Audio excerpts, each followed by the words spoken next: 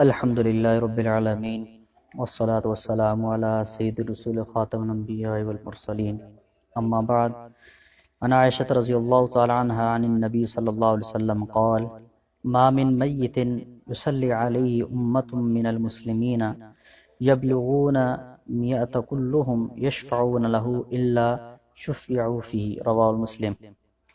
ام المومنین حضرت سیدہ عائشہ صدیقہ رضی اللہ تعالیٰ عنہ فرماتی ہیں کہ جناب نبی کریم صلی اللہ علیہ وسلم نے ارشاد فرمایا، جس مسلمان کے جنازے پر امت مسلمہ کے 100 مسلمانوں نے جنازہ پڑھ دیا اور ان سب نے میت کے لیے اخلاص اور معاذ اللہ کی رضا کے لیے دعا اور شفاعت کی درخواست کی تو یہ سفارش قبول کر لی جائے گی۔ عزیز طلبہ اکرام، آج کی اس حدیث کے اندر جو بات ذکر کی گئی ہے وہ حقوق العباد کے متعلق بات ہے۔ حقوق العباد میں سے ایک حق جو ہے مسلمان کا دوسرے مسلمان بھائی پر ہے، اس کی طرف اشارہ کیا گیا ہے کہ جس طرح حدیث سے ہمیں یہ ثبوت ملتا ہے کہ جب کوئی مسلمان بھائی آپ کا فوت ہو جائے تو انسانیت کا اور اپنے مسلمان بھائی پر اس کا حق یہ ہے کہ اس کے جنازے کے ساتھ شریک ہو اور دفنانے تک وہاں پر شریک رہے، ٹھیک ہے۔ تو ہم اس میں جو جس چیز کی طرف اشارہ کیا گیا ہے حقوق العباد، اس کی ہم اہمیت کی طرف چند باتیں ذکر کریں گے آپ سے، تاکہ ہمیں حقوق العباد سمجھ آ جائیں کہ حقوق العباد ہوتا کیا ہے۔ جیسا کہ آپ صلی اللہ علیہ وسلم نے فرمایا ہے کہ مومن کو دوسرے کا آئینہ قرار دیا گیا، جیسا کہ المؤمن مرآۃ المومن، کہ مومن دوسرے مومن کا آئینہ ہے، یعنی کہ دوسرا شخص جس کے اندر کوئی خرابی ہے وہ اس خرابی کو دیکھتے ہوئے اس مسلمان بھائی کو یہ بتائے کہ تمہارے اندر یہ خرابی ہے، تم اس کو دور کرو، ٹھیک ہے۔ اور ایک صحابی نے آپ صلی اللہ علیہ وسلم سے عرض کیا کہ مجھے کوئی ایسی نصیحت فرما دیں کہ جو میرے لیے فائدہ مند ہو، تو آپ صلی اللہ علیہ وسلم نے فرمایا کہ مسلمانوں کے رستے سے ایذا دینے والی چیزیں ہٹا دیا کرو، جیسے رستے میں پڑے پتھر، کیلیں، چھلکے وغیرہ، کہیں کوئی شخص چلتے ہوئے گر نہ جائے، یہ بھی انسانی حقوق ہے، انسان اپنے مسلمان بھائی کا حق ہے۔ اور آپ صلی اللہ علیہ وسلم نے مسلمانوں پر مسلمانوں کے جو حقوق ارشاد فرمائے ہیں، آج مسلمان ان حقوق کی ادائیگی پر عمل پیرا ہو جائیں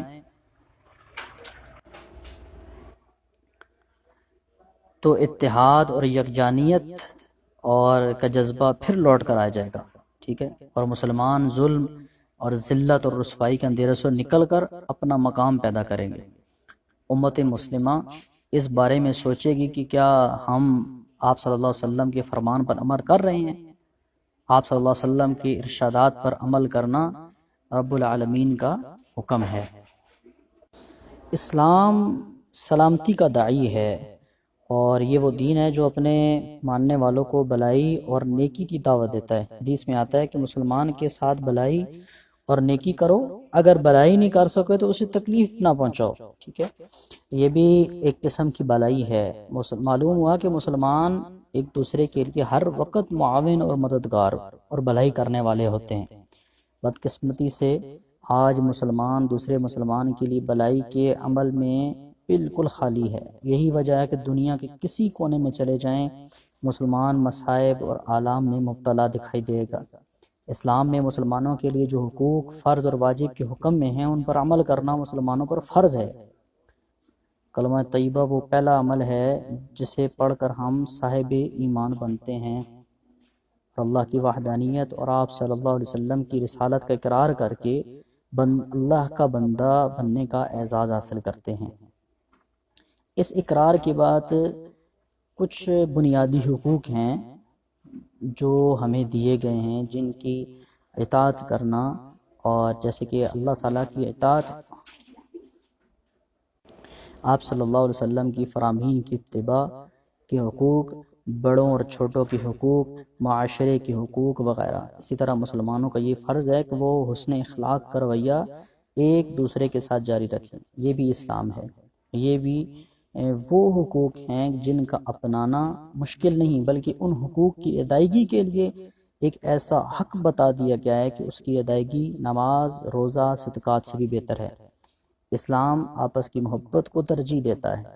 آپ صلی اللہ علیہ وسلم نے ایک موقع پر ارشاد فرمایا کہ تمہیں ایسی بات نہ بتاؤں کہ جس پر عمل کرنا نماز، روزہ اور صدقات سے بہتر ہے، اور وہ یہ ہے کہ مسلمانوں کے درمیان صلح کرا دو، یعنی مسلمان کے بامی اختلافات کو ختم کرا دینا اور آپس میں صلح کرانا، یہ ایک عظیم اور پسندیدہ عمل ہے اور عبادت بھی ہے۔ اگر ہم حقوق سے متعلق احکام الہی اور آپ صلی اللہ علیہ وسلم کے فرمان کا مطالعہ کریں تو ہمیں ایک سچے مسلمان اور نیک انسان بن سکتے ہیں۔ آپ صلی اللہ علیہ وسلم نے مسلمانوں کے جو حقوق بیان فرمائے، اگر ہم ان پر عمل کریں تو یقیناً اپنی کھوئی ہوئی عظمت رتبہ پا سکتے ہیں۔ وہ حقوق کیا ہیں؟ کہ جب تم اپنے مسلمان بھائی سے ملو تو سلام کرو، ایک دوسرے پر سلامتی بھیجو، اور یہ وہ عمل ہے کہ جس کے ذریعے ایک دوسرے سے محبت بڑھتی ہے، بلکہ ایک اہل حجت کا کلام ہے کہ آپ صلی اللہ علیہ وسلم کا ارشاد ہے کہ جب کوئی مسلمان دوسرے مسلمان کو سلام کرتے تو ملائکہ اس کے لیے دعا مانگتے ہیں، اور فرمایا کہ جب کوئی تمہیں دعوت دے تو اسے قبول کر لو۔ دعوت دینے والے کا درجہ بھی بڑا ہے جو دائی کہلاتا ہے، دائی کے درجات بھی اعلیٰ ہیں۔ آپ صلی اللہ علیہ وسلم نے فرمایا کہ جب کوئی تم سے خیر خواہی چاہے تو اس کے ساتھ خیر خواہی کرو۔ یہ فرمان امر اور سلامتی کا ایسا عمل ہے کہ ہم فرقہ واریت، بغض اور عناد سے پاک ہو کر ایک دوسرے کے عمدہ معاون بن سکتے ہیں۔ اور آپ نے فرمایا کہ جب چھینک آئے تو الحمدللہ کہو، اس کا جواب دو، جب وہ بیمار ہو تو اس کی عیادت کرو۔